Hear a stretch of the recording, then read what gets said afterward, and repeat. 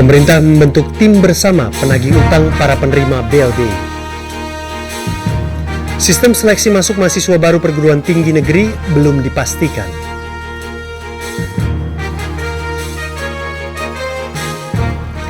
Halo pemirsa, selain dua laporan tadi, kami juga akan hadirkan laporan menarik lainnya dari penjuru tanah air untuk Anda. Saya Putra Nababan dan inilah Seputar Indonesia.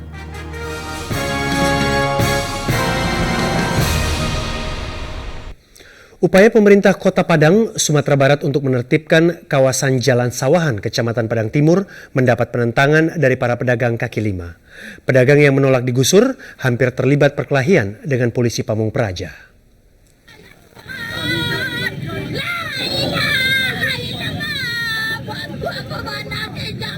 Tangis dan jerit histeris puluhan ibu-ibu pedagang kaki lima di Jalan Sawahan Kota Padang ini mewarnai penertiban yang dilakukan polisi Pamung Praja. Pedagang kaki lima yang sebagian besar penjual buah ini menentang penggusuran lapak tempat mereka berdagang. Mereka tidak diperbolehkan berdagang di pinggir Jalan Sawahan dengan alasan melanggar perda ketertiban dan keindahan. Meski menolak digusur, pedagang kaki lima ini akhirnya pasrah karena banyaknya jumlah polisi Pamung Praja yang dikerahkan.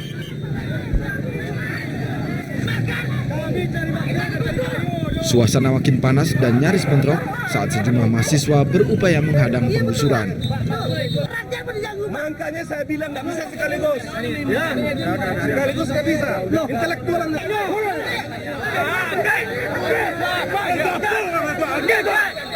Kepala Operasi Satpol PP Wardini mengatakan tugas penggusuran ini merupakan perintah Wali Kota Fauzi Bahar untuk menertibkan pedagang kaki lima yang dinilai merusak keindahan kota.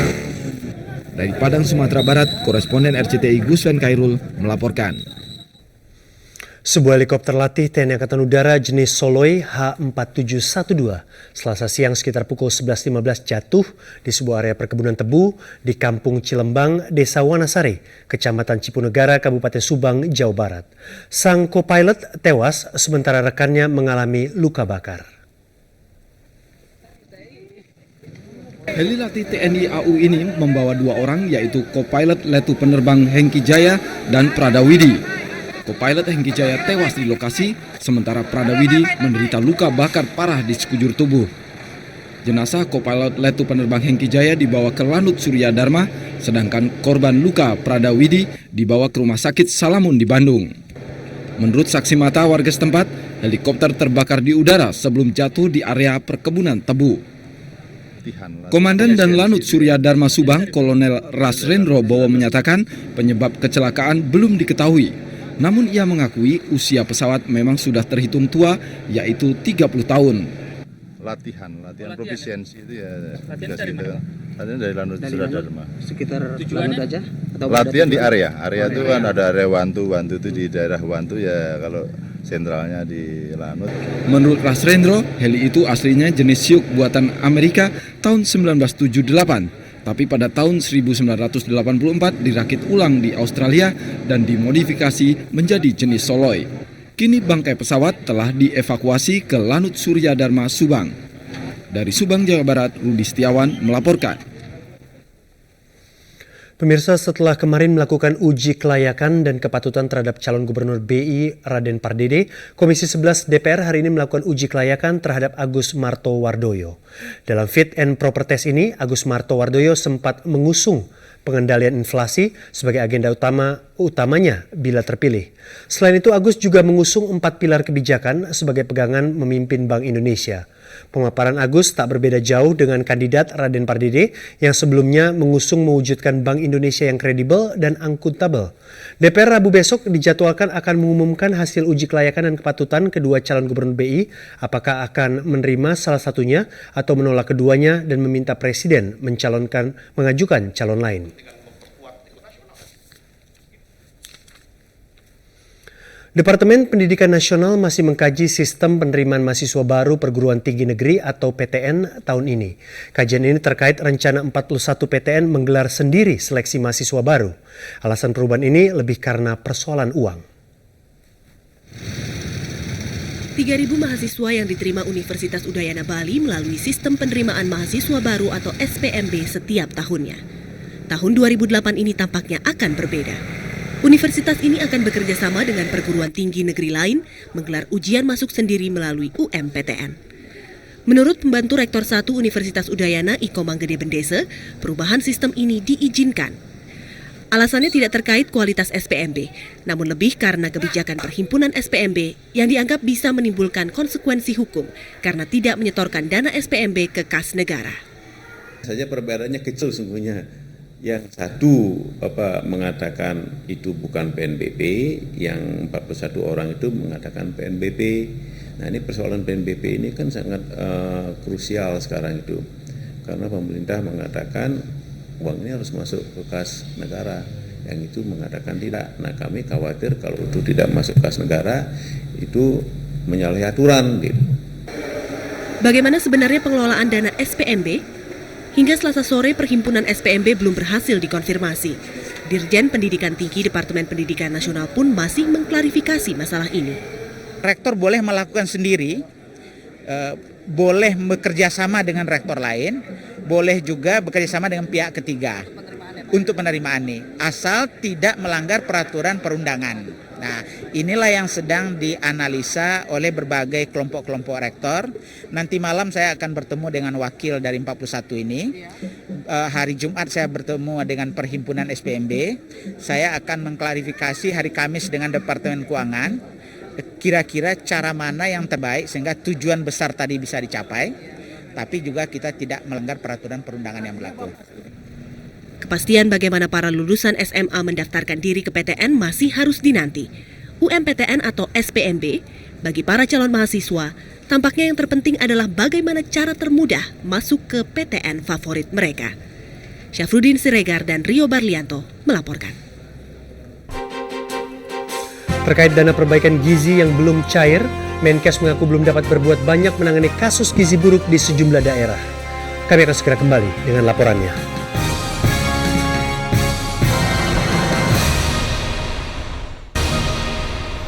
Sejumlah kabupaten di Jawa Timur saat ini masih terendam banjir hingga setinggi 1,5 meter akibat kembali meluapnya Sungai Bengawan Solo. Tak hanya Sungai Bengawan Solo, Sungai Berantas juga meluap dengan arus cukup deras sehingga merusak jembatan seperti di Kediri, Jawa Timur.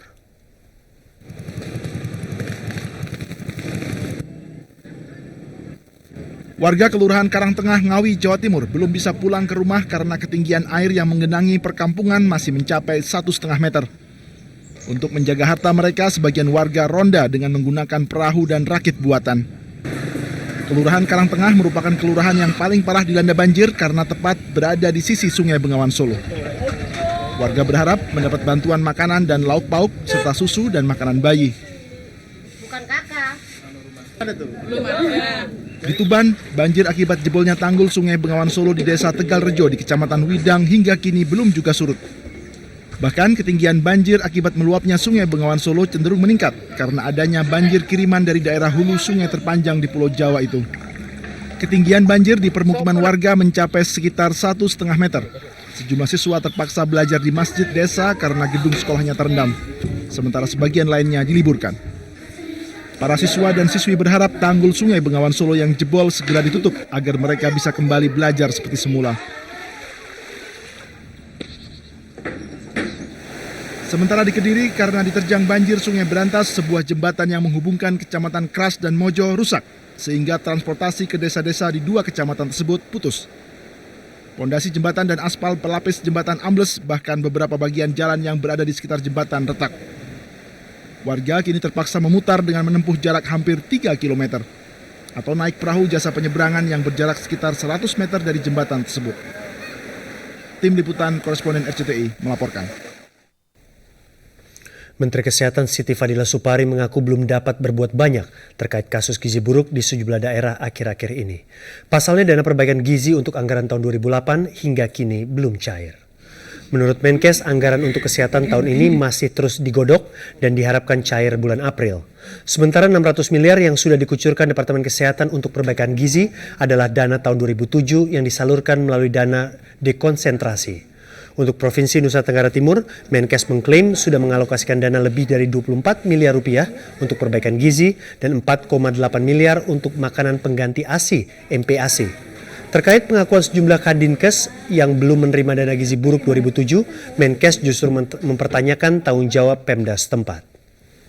Ada hal-hal yang kita tidak bisa melangkah untuk segera mengucurkan dana itu, dan saya kira Menteri Keuangan juga mempunyai aturan-aturan sendiri di mana untuk mengucurkan itu secara aman, secara hukum ya. Saya kira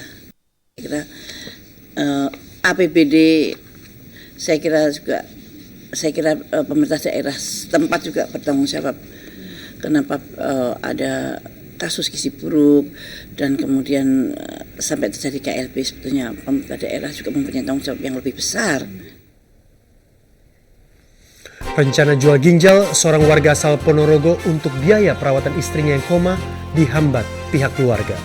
Kami akan segera kembali dengan laporannya.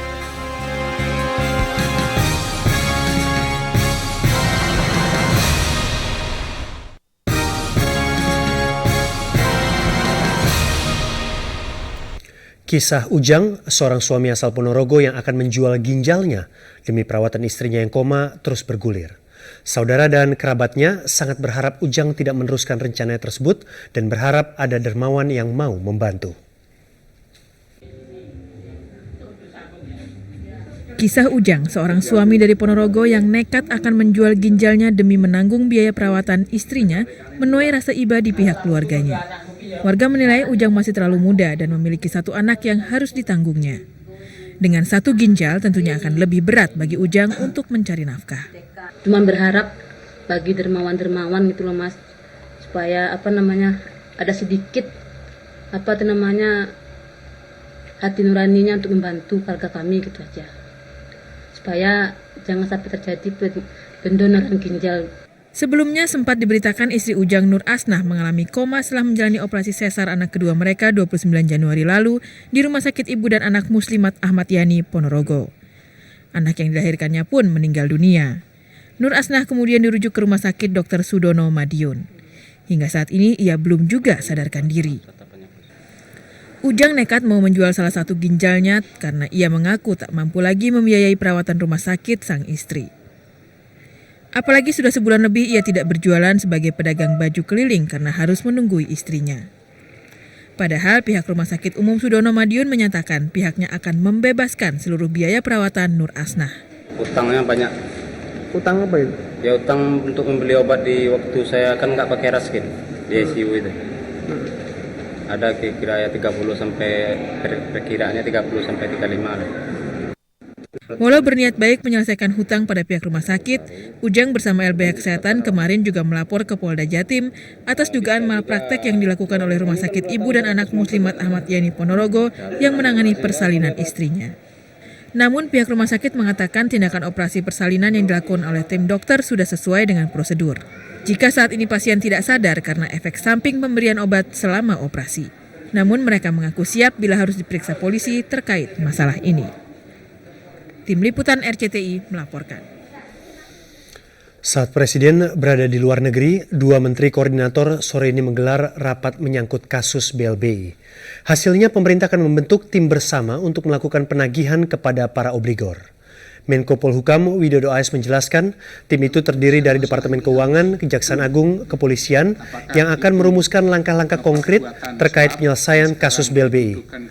Menko Polhukam menyatakan, pemerintah mendukung dan mendorong Jaksa Agung melakukan langkah-langkah pembersihan di lingkungan Kejaksaan Agung menyusul kasus dugaan suap atas Jaksa BLBI. Pemerintah pun lagi-lagi berjanji akan konsisten melakukan tindakan hukum bagi obligor yang tidak kooperatif. Akselerasi yang kita lakukan pertama, saya kira kita harus memberikan bahwa tidak ingin skandal Jaksa Urip terulang kembali, KPK menggelar rapat koordinasi dengan Komisi Yudisial, Komisi Kejaksaan, dan Komisi Kepolisian Nasional.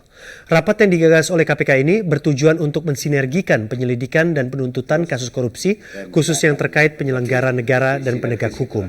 Ketua KPK Antasari Ashar mengakui kasus suap Jaksa Urip adalah pemicu pentingnya koordinasi antar lembaga ini.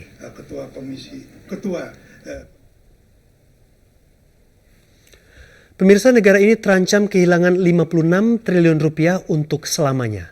KPK belum akan mengambil alih kasus BLBI 2 konglomerat yang dihentikan penyelidikannya oleh Kejaksaan Agung 2 hari sebelum Jaksa Urip tertangkap basah. Hanya penyidikan dugaan suap yang dipastikan terus berjalan. Belakangan ini bukan hanya Jaksa Urip Trigunawan yang hilir mudik diperiksa KPK. Kuasa hukum Artalita Suryani tak kalah sibuknya. Tidak hanya mendampingi kliennya yang diduga memberikan uang senilai 6 miliar rupiah kepada Jaksa Urip, namun juga sibuk membantah itu adalah uang suap. Memang si buatan itu udah lama punya dagang permata dia salah satunya. Dan kasih pinjaman begitu udah terbukti kadang-kadang dia kasih uang lebih dari itu kecil itu bagi dia. Jadi itu minjem ya? Minjem ya. Untuk bisnis permata ya? Untuk bisnis permata ya. Jadi Bu Artalita sendiri tidak bisnis permata? Wah, banyak banget permata. Kalau kata Pak RT, itu rumahnya Pak Samsul, Pak. Panggil aja Pak sebagai saksi sini selesai. Gua belum dapat berkas. Kebenaran cerita ini masih disidik KPK dengan memanggil sejumlah saksi. Hari Selasa yang dipanggil bukan hanya Artalita, namun juga Sekretaris Urip dan pegawai pengamanan dalam Kejaksaan Agung, petugas yang mengawasi orang keluar masuk gedung Bundar. Hasil penyidikan ini akan mengungkap apakah uang itu terkait bisnis permata atau justru keputusan Kejaksaan Agung menghentikan penyelidikan kasus BLBI 2 konglomerat. Di saat desakan agar kasus BLBI diambil alih, KPK mengambil keputusan lain. Ya, ingin. Tapi jangan pula nanti kita hancur di persidangan. Karena begitu di eksepsi, KPK telah melanggar undang-undang karena sudah melanggar asas retroaktif katanya. Habis kita. Ya kan? Nah, kita kembalikan kepada, kalau ini memang kemenangan parlemen, ya mungkin seminggu lakukan amandemen dulu Undang-Undang 30, hanya penambahan itu misalnya. Ya kan? Kita lakukan untuk menghilangkan debatable. Namun Guru Besar Universitas Padjadjaran Romli Kartasasmita tidak sependapat. Romli mengacu pada Undang-Undang KPK yang menyebutkan KPK berwenang mengambil alih kasus BLBI karena proses hukum kasus itu belum selesai saat KPK terbentuk.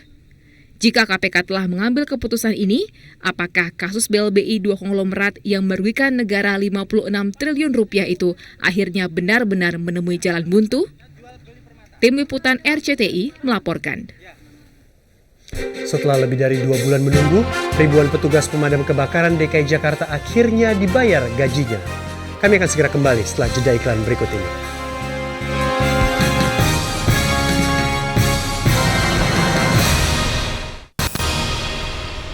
Semua pegawai tidak tetap Pemprov DKI Jakarta bisa sedikit tersenyum. Setelah lebih dari 2 bulan menunggu, hari ini ribuan pegawai tidak tetap akhirnya dibayarkan gajinya, termasuk hampir 1.500 yang bertugas di Dinas Pemadam Kebakaran. Selasa pagi, para petugas pemadam kebakaran kantor Dinas Jakarta Pusat tengah melakukan briefing rutin sebelum mulai bertugas. Salah satunya adalah Sulistyo Putranto, anggota tim penyelamat pemadam kebakaran yang berstatus PTT. Hari ini Tio akhirnya akan menerima gaji yang sempat terkatung-katung selama 2 bulan. Kalau terjadi sesuatu atau kecelakaan di lapangan, itu hanya dinas yang menyantuni kita, dari luar itu tidak ada. Asuransi jiwa nggak ada? Nggak ada, jadi palingan cuma solidaritas dari dinas doang, dari pemerintah itu tidak ada. Oke. Terus untuk gaji sendiri bagaimana? Sering terlambat nggak, Mas? Kalau gaji sendiri itu terlambatnya biasanya itu awal-awal tahun seperti bulan Januari, Februari, Maret itu terlambat, itu udah biasa dari tahun pertama saya bekerja itu udah biasa. Keterlambatan menerima gaji memang bukan hal baru. Namun kali ini tidak dibayarnya gaji para PTT merupakan akibat keterlambatan pengajuan RAPBD DKI Jakarta. Dinas Pemadam Kebakaran Pemprov DKI Jakarta sendiri tidak dapat berbuat banyak. Sebenarnya kalau gaji PNS itu sebenarnya nggak ada masalah. Semuanya diberikan, hanya memang yang selama ini agak terlambat kan yang PTT. Tapi sekarang juga sudah dibayarkan. Tadi pagi saya sudah tanda tangan cek, sudah dibayarkan. Nah, sebenarnya kalau yang berkaitan dengan masalah program itu kan tidak mesti program itu harus selesai katakanlah dalam triwulan pertama. Tidak, program itu kan berjalan selama 1 tahun. Jadi ya kita tunggu sampai nanti program ataupun APBD itu disahkan dan bisa operasional. Kasus Tio memang dilematis.